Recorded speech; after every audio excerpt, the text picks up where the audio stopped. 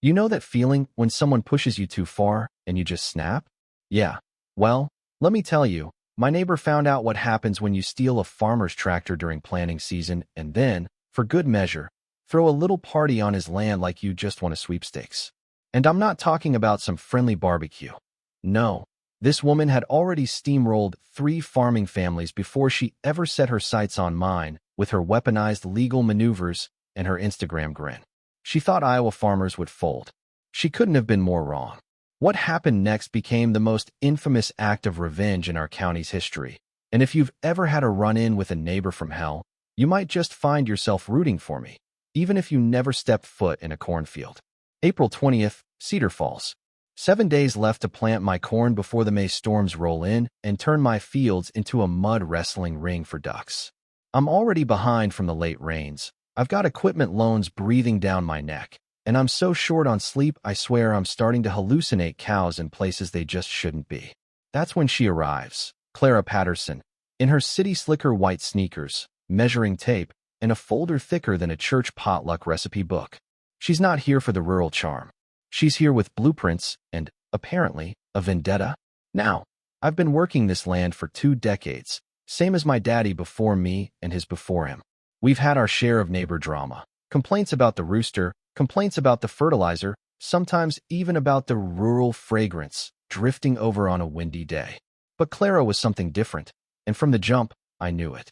Her version of settling in involved photographing my equipment from every possible angle, jotting notes, and measuring every inch from my fence to my tractor like she was planning a lunar landing. I tried being friendly. Morning, getting to know the place?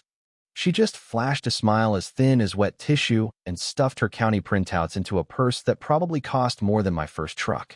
Then came the neighborhood grapevine. Mrs. Henderson, bless her, has been running local reconnaissance since the Carter administration, and she shows up, casserole in hand, with a warning. That new gal's been asking some mighty odd questions about who owns what and who might be selling. Turns out, Clara spent 3 hours at the coffee shop, not making friends, but doing some kind of financial autopsy on me and every farmer for 5 miles. By day 4, every time I stepped outside, there she was, phone out, notebook in hand, keeping a log of every sound, every movement, and every drop of oil that hit my driveway. Environmental concern, she said when I caught her photographing the ancient stain under my pickup, like I was single-handedly destroying the planet. The final straw? I come home at 6 in the morning and catch her in my driveway, crouched by my truck, measuring oil drips and muttering about county ordinances. That night, I walk past her rental car and catch snippets of her phone call, stuff about abandoned vehicles, 48-hour notice, commercial equipment in residential zones. And I realize this woman isn't just griping.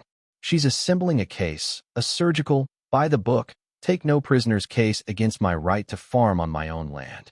Through her window, I can see a command center, charts, photos, highlighted county laws, a legal war room built to wipe me out. And the kicker? A paper with Target, large tractor parked overnight. Technically qualifies as a commercial vehicle scrawled in her handwriting. Look, I know what you're thinking. Just move the tractor, right? But if you've never farmed, you don't get it. That machine is the heart of my operation during planting season. It stays put so I can grab every minute before the rain hits. Moving it every night? I'd lose precious hours and possibly my only shot at a decent crop. That tractor isn't just a tool. It's a piece of my family's legacy. But Clara didn't care. By 8 a.m. the next day, she'd filed a monster complaint at the county office. Photos, timestamps, the whole works. County clerk said it was the most thorough she'd ever seen. By 10, there's a neon orange notice zip-tied to my tractor. Abandoned commercial vehicle. 48-hour removal required. I call up and get the bureaucrat special. Sir, we've received a detailed complaint. Move the vehicle or it will be subject to authorized removal. Like it's an old sofa blocking traffic. You know what happened next. She waits until I'm out in the far field, calls Bob Smith, our tow truck guy. Poor Bob, who looked like he'd rather be anywhere else, slips him $300 cash for expedited service and live streams the whole thing for her followers. I came running, mud flying, but it's too late. My tractor's rolling off on a flatbed and Clara's narrating like she's Greta Thunberg with a law degree. That cost me $500 in impound fees, 2 full days of perfect planning weather, and a permanent notch on my patience belt. You think she'd stop there, but oh no. That evening, Clara's parked her white Rolls-Royce. Yeah, you heard me right. 8 feet onto my land, taking selfies with my fields, celebrating boundary enforcement. The gall of it. But here's the twist. She's so busy live streaming her victory that she misses the fact she's a good 8 feet past the property line, right where Daddy hammered in steel posts back in '79 and filed the map with the county. While she's mugging for Instagram, I'm plotting my own little lesson in rural boundaries. That night, I stare at those old survey maps, and the backup tractor Daddy kept running just in case. Normally, I'm patient. Farming makes you that way. But some lines, once crossed, you can't uncross. Clara wanted to play legal hardball? Fine. But see, she forgot one thing. Farming operations, like soil prep and drainage, are about the most protected activities under Iowa law. And I had drainage work scheduled for exactly where her luxury land yacht was sitting. So, at midnight, under the soft hum of a diesel engine, I set about preparing my fields. Not deep enough to hurt her car, but deep enough that by morning, those performance tires would be chewing Iowa clay like bubblegum. The sun came up, Clara wandered out in silk pajamas, and the sound she made when she saw her car half-planted in my field. Well, it was somewhere between a banshee and a kid at the dentist. She called 911, screaming about agricultural terrorism. Even the dispatcher didn't know what to make of it.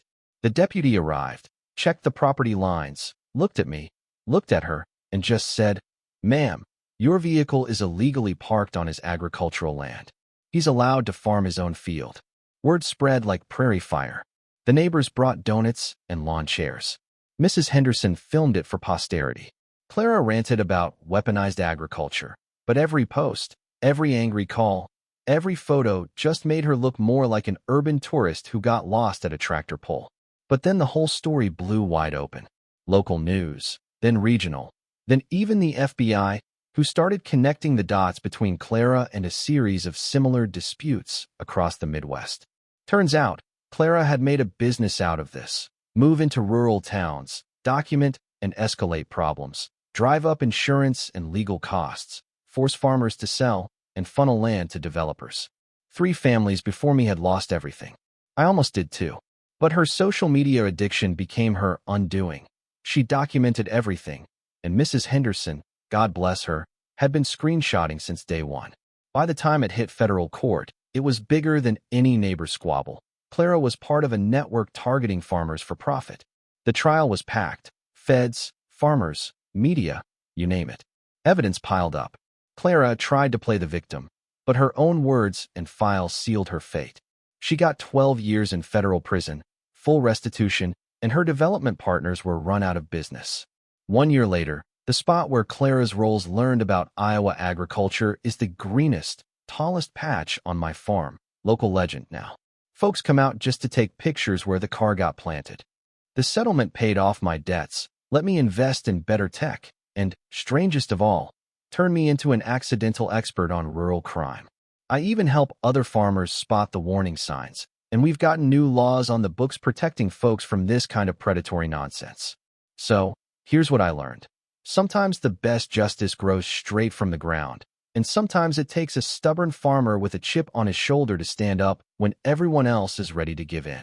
If you've ever had a neighbor try to run you off your own land, or just tried to use the system to take what's yours, you know what I mean. So tell me, what would you have done if you were in my boots? Have you ever faced down a bully and come out swinging? Drop a comment, share your story, and don't forget, sometimes standing your ground is all it takes to change the story for everyone who comes after you.